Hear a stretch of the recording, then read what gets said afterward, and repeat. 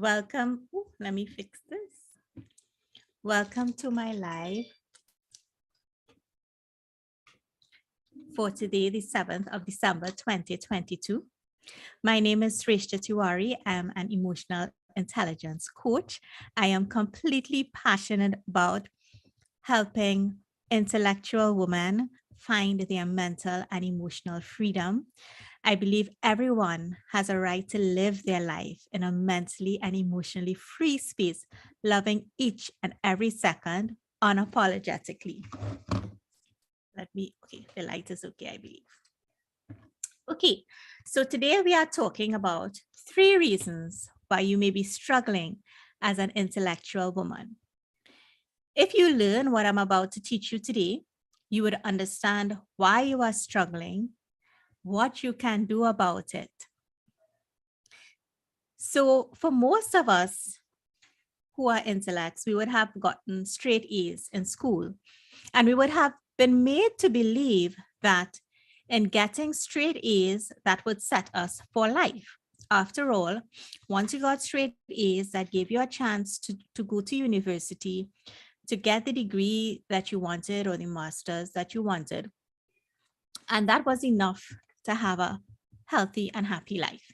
And now we know that that is not so.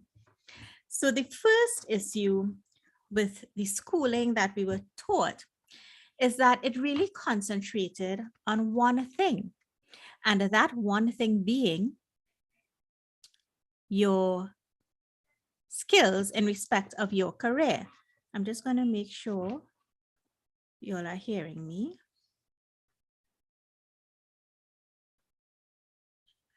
Good. Yes, you all are hearing me. Right. So in school, you are skilled on your career, but you are not skilled on things like how to manage in the workplace, how to manage relationships, how to manage in your family, how to control your environment, how to manage your self-image, how to manage your relationships. There are 8 different arenas in the woman's wholeness circle. And really and truly in school, we were just schooled on our career.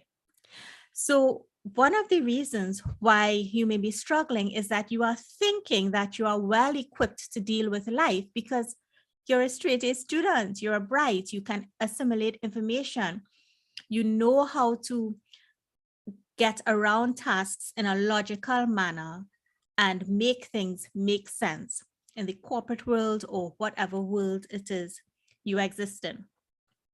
But the thing with that is the straight A's would not have taught you about how to deal with difficult people, how to negotiate in difficult circumstances, how to deal with frustration, how to deal with anger, how to deal with disappointment. School does not teach us that. So whereas getting straight A's would have been not easy, but you knew how to ace test, meaning that you had to study, you had to write a test, you would have done well. There are much more dynamics at play in a work environment, even if you have your own business, that would cause you to struggle if you do not know how to manage it. So the first thing is understanding that every area of your life requires a different set of skills. And in order to exist in those areas of your life successfully, you would have to upskill yourself in respect of how to manage. Now, for me, the basic thing to manage is, of course, your nervous system, because your nervous system is really the key to self-regulation and that helping you to deal with whatever comes your way in a calm and logical manner. Okay, so the first thing is skills. The second thing is your beliefs. Now, we would have things that we believe consciously. For example, you believe in a certain religion consciously. You believe you are going to eat something for dinner, conscious decision. But there are things that you would believe unconsciously. It may be something your parent told you from 20 years ago that is at the back of your mind. You don't think of it every day, but it impacts how you behave. It may be something a teacher told you. In my coaching, one thing I see very regularly is people who are afraid to speak. actually had instances where teachers put them down for speaking or shouted at them for speaking and told them to be quiet in class. You don't go through your life consciously thinking about the time the teacher did you this. But what is happening is that you are accessing these instances without knowing it. And that is creating the reality you live in now. So even as a child, even if you were a straight A student, but your parents put you down for that one B that you got, or for not getting 100, or for something simple in respects of your life. Those things that were told to you are impacting you and your behaviors now. So even though you may be confident in one area of your life, there are things that were told to you when you were small, especially when your brain was developing from 0 to 7 and on into your teens, where it continued to develop. There are things that were told to you that hurt you, that you may not be traveling with consciously, is keeping you back, but it is, because what happens is it is stored in our brain. Even our body stores the energy and it accesses it as the only real way to create an environment for you in the present moment. So of course, to deal with that, and I will go into detail how to deal with all of these things a little later, is doing the affirmations and reprogramming and building your self-concept. The third thing, also linked to unconscious beliefs. Before I move on from unconscious beliefs, let me just say one more thing. Our unconscious beliefs is not only imprinted by your family, there are also cultural things imprinted into your body and things from your family of origin. So family probably did not know, like maybe your great-grandfather, your great-great-grandfather. Their beliefs are still in the gravitational field of your family, and it is imprinted into your body. So even though you may not actively believe something they believed, it is still stored somewhere in your body. And a real example of this is your approach to money. Because our ancestors would have come through starvation and poverty, their beliefs around money, which would have been real for them, are still impacting you, even though you are not living in that circumstance. So the fears that they would have gained from living in those very difficult circumstances are still in your bloodline, so to speak. So if you think about your money mindset, and this is the third thing, I'm sure you would find you have beliefs that it is good, but too much may not be too good. Or if you want too much, you are greedy, or you just need enough. Or maybe you are even on the side of you have enough money, but you are afraid to spend because you don't know if you will get it back. Your money mindset is another thing that may be holding you back. Because if it is, you believe you deserve a good life because you worked hard, but on the other hand, you believe that money is bad, then you're creating conflicting beliefs into the space that you exist. Excuse me 1 second. Very nice. I love it. Sorry about that. Okay, ma'am. You are creating conflicting beliefs in the space that you live in. So on one hand, you are telling the universe, I deserve this, I worked for this. And on the other hand, you are saying, but I don't want too much money because I don't want to feel greedy. I don't want to seem greedy. Or I don't believe that money is good. I believe money is evil. So thinking like that is also going to carry you in an area of struggle, because even if you have money and you are watching every single dollar you spend and you are afraid to spend it, and when you spend it, you feel bad, all of those things impact your reality and how you feel. It is sending messages energetically into the space that you live, saying that you do not honor this commodity that you were given as a means of exchange to get the things that you want. And that creates a struggle within your life. So the way to change all of this, first of all, in terms of your skill, of course, is to upskill and learn in the other areas of your life. How do you manage your relationships? How do you deal with family? And all of these things are interpersonal.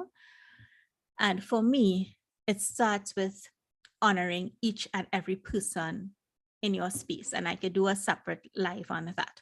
So that is the first thing, upskilling in all of the areas and not just in the area of your career. The second thing with respect to your beliefs and things you were told is to do releasing. Releasing, I have found to be extremely important and goes hand in hand with affirmations. As I explained before, you are carrying things with you that would have impacted your lineage, the tribe that you came from, your family of origin and your culture that you do not know, you're not aware of it. We even carry things from us from different times, from different lives, if you believe in past lives. The way to get rid of that is to continuously do releasing exercises, and simple releasing exercises in the shower. You pretend that the shower is taking away anything that you don't need, washing away any negative energy. And of course, you can do affirmations with it, releasing affirmations, and you see it going down the drain. So releasing exercises are very important to do. And of course, the third thing is using the affirmations consciously and subconsciously. How do we do affirmations consciously? We write it out, we say it in the mirror at least 3 times each. We try to do it twice a day. How do we do it subconsciously? While we are sleeping, we play the affirmations because that is the quickest way to your subconscious brain. Doing these things, you would definitely see a change in the way your life feels and the way you approach life. Even with respect to money, if every time you spend, instead of you thinking that you are spending, you think, I am investing in this piece of chocolate cake, or I'm investing in this cup of coffee, or I'm investing in time with my friend, or I'm investing in this laptop. If you think of it like that, and you think of it joyfully, and you think of that you're doing this with gratitude, you will feel a change in respect of handling money. Every time you spend should be a celebration of the fact that you are able to exchange this commodity, being money, for something equal in value that you really love and you really are blessed to be given. So I challenge you to do these things, do your affirmations, do your releasing, do your what's the other one? Work on your mindset, especially with respect to money. And let me know what difference you feel.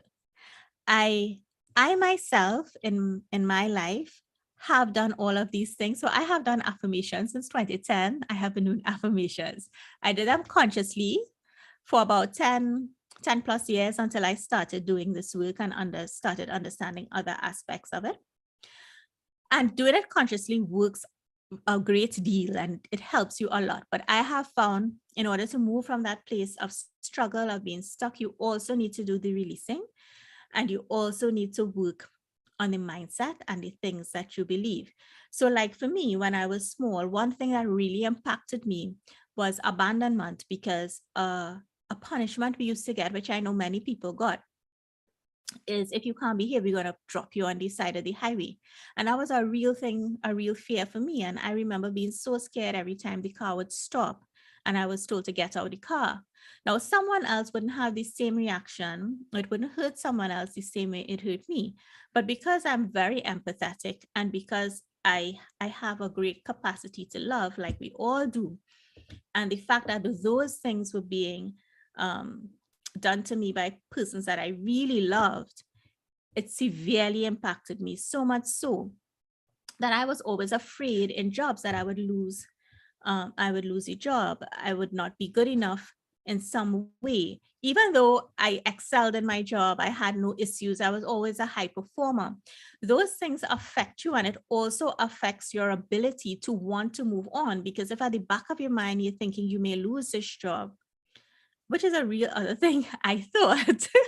I thought, as you go high in an organization, sometimes there's a fear that, there may be a restructure, there may be something that may cause you to lose your job. And of course, I didn't know better to think, well, even if I lose my job, there are other opportunities. I didn't have that maturity of thinking at that time.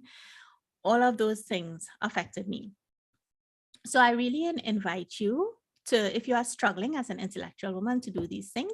I also have an emotional health quiz, which I invite you to do. It is on my website and it's linked in the description box. And of course, if you have any other questions, please feel free to let me know. I'm just going to go over to the chat to see if there's anything on the chat, any questions. And I don't believe there are. Okay, so I will just, as there are no questions, I will end here. But if you watch on the replay and you have any questions, please feel free to let me know. If there's a topic you would like me to talk about as well, let me know. I would be glad to. And I would just leave you with, if you really want to find that mental and emotional freedom, I'm here for you to find it with me. I want you to find it as much as you want it, and you deserve to live a life feeling alive and living unapologetically you. Thank you so much for watching. I will see you all again next week. Bye.